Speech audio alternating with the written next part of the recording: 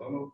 Good afternoon, everybody. I'm Cristian Vendittozzi from Sapienza Rome University, and today I will show you something that is about health monitoring of structure, in this case of an helicopter. So strain monitoring of helicopter landing gear using fiber brag ratings during flight operation. Next one. So I have to thanks first of all my partners, the CIRA researcher. The CIRA is the Italian Aerospace Research Center, that is a public company that is specialized in research in space and aeronautic, and it participates in major European and international research program. And this presentation today deal with the Angela project that is funded by the European Commission. The project is aimed at designing, manufacturing, qualifying, and flying testing an innovative landing gear to be integrated in the Razer Airbus compound technology demonstrator. Our task in this project was to equip the landing gear with an array of sensors to enable us to monitor the helicopter during the operational flights. Particularly, we were looking at the weight on wheel of the system, the aircraft balance check at the beginning of the operation, it means at the takeoff, and for us, most important was to detect the hard landing. Let me define the hard landing. A hard landing occurs when an aircraft touches down with a critical vertical speed. It means with a high force that can damage the structure of the landing gear itself. Today is 26th of November 2025, there is no integrated onboard aeronautical system that is capable of monitoring in an objective way whether a hard landing occurs or not. Actually, we use the pilot reports, and considering that are the pilots that are the ones that land the airplane or the helicopter, it's not an objective report, so we can't consider that data. This is the pipeline that we propose. The idea is to record the strain acting on the landing gear using some optics sensor installed on the structure, reading the wavelength and then transforming the wavelength in strain, identifying the fundamental frequencies using a multi-taper short-time Fourier transformation. It means so fundamental frequency identification, then the impact speed derivative. Use the combination of data provided by the onboard instruments and the results of the STFT analysis to identify the impact speed. Then, after having identified the impact speed, defining the range of speed, the approaching speed to the land that can bring the structure to the hard landing. For us, the target is to identify the hard landing, if the hard landing happened or not, and to, let me say, provide a kind of tool, a kind of display for the operator, for the management, for the maintenance staff. Okay, so this display is will be oriented not only to engineers, but to technicians that must receive the information as fast and in the most efficient way as possible. Other partner is the National Fire Department, the Italian National Fire Department, that provide us the Sikorsky S-64 Skycrane helicopter. This helicopter has been chosen for its distinctive geometry, so it's a typical Skycrane. It's a unique helicopter that emphasizes, as you can see from this rectangle, the main landing gear. Considering that we are focusing on this system, on this subsystem, this has been for us the best option. Why we need to fly with our sensor and with our system? Our objective in this case was to verify that what was already proven in laboratory, so what was already proven at a TRL-4, also work on a real aircraft. The idea of the CIRA in this case was to rise the level of the readiness level of the system from 4 to 6 or 7. The scope was to stress the change. So our test in this case was a feasibility and transfer test, and not a performance limit test. So for us, the target was something like flying the system with the helicopter, capture usable signals, being able to process the signal, and show plots that convince our partner, the fire department, that the system is viable and worth continuing. So the design choice in this case was intentionally stress critical aspect about installation, routing, temperature and vibration handling to expose the real weakness of the system. There is a philosophical approach behind all of this. So the idea, based on biomimetics, is to transform our engineering system in a kind of biological system. So the concept, in this case, the biomimetic concept, is applied in an attempt to emulate the peripheral nervous system of a multicellular living things, reproducing nerves using fiber optics and nerves ending with the FBG sensor, allowing the engineer and the maintenance technician to perceive variation of the operating environment. The idea is to provide this new helicopter, the new concept of helicopter, with an intelligent structure that is capable of detecting their own status, detecting how the environment in which it's operating change and changing itself automatically. So here is the landing gear on which we installed several sensors. The idea is to read what the sensors are recording and then to interpret this reading in order to give to the technician to provide to the technician some important information. The final idea now in this presentation, I will show you some sensor that has been bonded on a surface. The idea is to embed as a sensory system inside the material itself. And for this reason, our group is working at embedding sensor inside structural materials. We start with composite, with laminate composite, and now we are moving to bulk metal materials with a little bit different condition, but we are trying to do that. So what an FBG is and how it works. The FBG is a photonic sensor. So the FBG relies on the Bragg reflection, whereby a periodic modulation of the refractive index that is shown by this dotted red line that is realized inside the fibrous core selectively reflect a specific wavelength that is the so-called Bragg wavelength. And this from the incident broadband light source. So on the left side, we have the broadband that enter the fiber, emit the sensor, and a specific wavelength is reflected to the spectrometer. So we will analyze or the transmitted signal or the reflected one. In our case, the reflected one. The very simple mathematics that is shown here in this slide is just to define how the sensor behavior depend on the mechanical performance, it means on the strain, air, or on the temperature.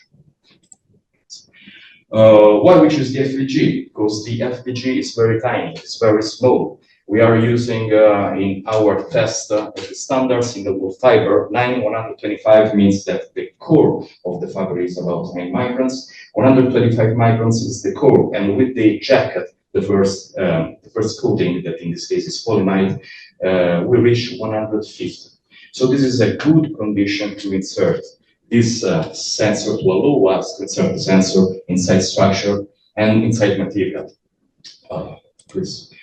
On-field test. So we use, in this case, this test that I'm going to show you, 4 sensors with the shown 4 nominal wavelength, 1530, 1550, 1540, and 5070 nanometers. So we are going to read at the beginning the wavelength of the sensor.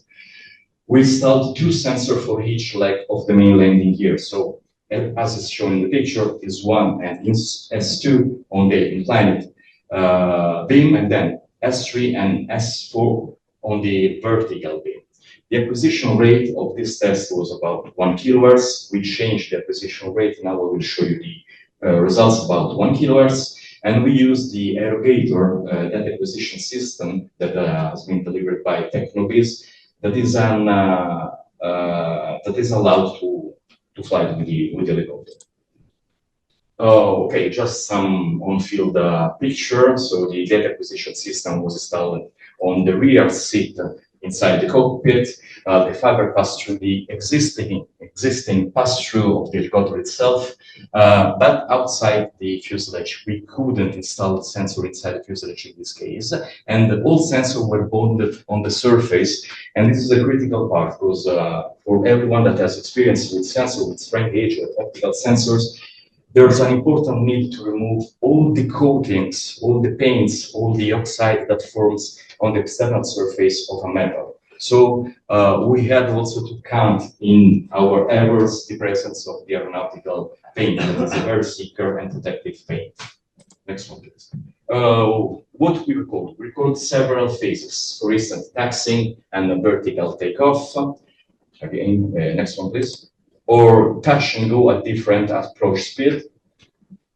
Next.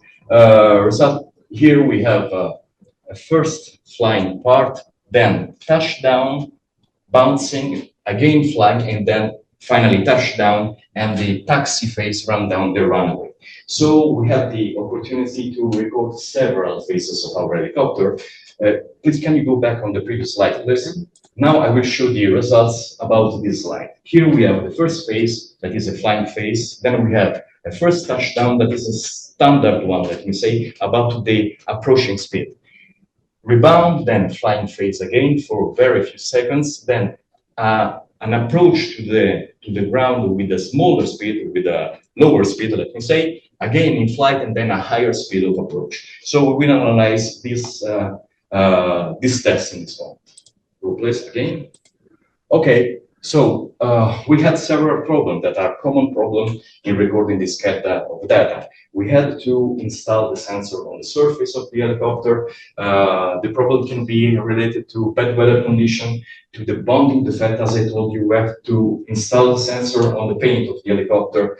And also we had some problem with the aerodynamic force acting on the sensor installed on the surface. So alien bodies impacting can provocate instantaneous overload. And this is what we are reading here. So there's no information that we can take from and we can analyze from this one.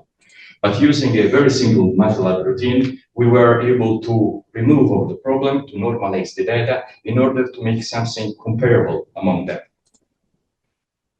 This is the standard fast Fourier transform results. So this is something that is who is involved in the area of dynamics, know how to read and know how to interpret it.